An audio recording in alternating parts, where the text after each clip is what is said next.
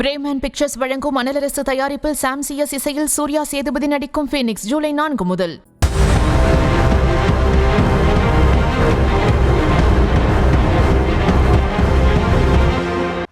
திருப்பூர் ரித்தன்யா, கன்னியாகுமரி ஜெபிலா மேரி, திருவள்ளூர் லோகேஸ்வரி என அடுத்தடுத்து வரதட்சணை கொடுமையால் இளம் பெண்களின் உயிர்கள் பறிபோனது என்ற மரண செய்தியே இந்த வாரம் முழுக்க இடி இறங்கியதைப் போல ஒலித்துக் கொண்டிருக்கிறது.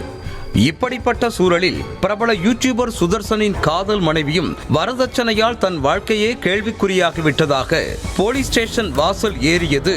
தமிழ்நாட்டில் என்னதான் நடக்கிறது? மாப்பிள்ளைகளை பெற்றெடுத்த தாய் தந்தைக்கு மணப்பெண்ணின் வீட்டில் வரதட்சணை வாங்கித்தான் பிழைப்பு நடத்த வேண்டும் என்ற கட்டாயம் ஏதாவது உள்ளதா?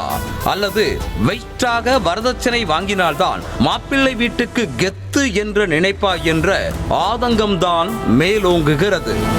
Laptop, cellphone, TV, smart watch, earphone என எந்த கேட்ஜெட் பொருட்களை வாங்கினாலும் அதற்கு முன்னால் பலரும் டெக் சூப்பர் ஸ்டார் யூடியூபர் சுதர்சனின் ரிவ்யூ வீடியோக்களை பார்க்காமல் போனால்தான் ஆச்சரியம்.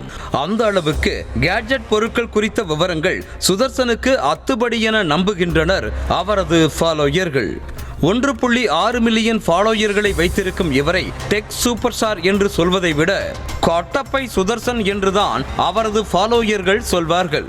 காரணம், கட்டப்பை தொடர்பான ஒரு வீடியோவை அவர் வெளியிட்டு அதனை 3 மில்லியனுக்கு மேற்பட்டோர் பார்த்திருந்தனர். அந்த அளவுக்கு பிரபலம்தான் சுதர்சன். ஆனால் பிரபலம் என்றாலே பிராபலம் தான் என்பதைப் போல அவரது மனைவி தேனி மாவட்ட காவல் கண்காணிப்பாளர் அலுவலகத்தில் பரபரப்பு புகார் மனுவை கொடுத்திருக்கிறார்.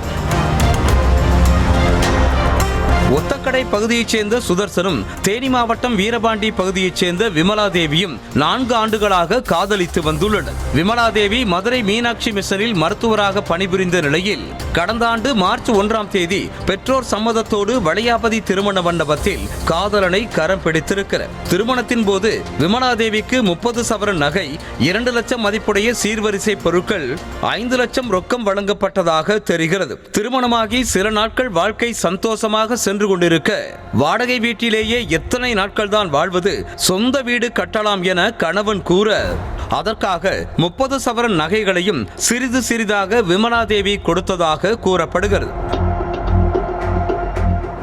வீடு கட்டி குடியேறிய பிறகு அதற்காக வாங்கிய கடன் தொகை கழுத்தை நெரித்ததால் தனது தந்தை வீட்டில் இருந்து மேலும் 20 சவரன் நகைகள் மற்றும் 5 லட்சம் ரூபாய் ரொக்கம் வாங்கி வருமாறு கணவர் சுதர்சன், மாமனார் சுந்தரராஜன், மாமியார் மாலதி, நாத்தனார் சக்தி பிரியா, நாத்தனாரின் கணவர் விக்னேஸ்வரன் ஆகிய 5 பேரும் டார்ச்சர் செய்ததாக தனது புகார் மனுவில் கூறியிருக்கும் விமலா தேவி 5 மாத கர்ப்பிணி என்று கூட பாராமல் தனது முடியை வளைத்து பிடித்து அடித்ததாகவும் குற்றம் சாட்டியிருக்கிறார். மேலும் பணமும் நகையும் கொடுக்காவிட்டால் தன்னை விரட்டி விடுவோம் என மிரட்டியதாகவும் புகார் தெரிவித்திருக்கிறார். டாக்டருக்கு படித்து லட்சமாக சம்பாதித்து கொடுத்து விட்டாயா?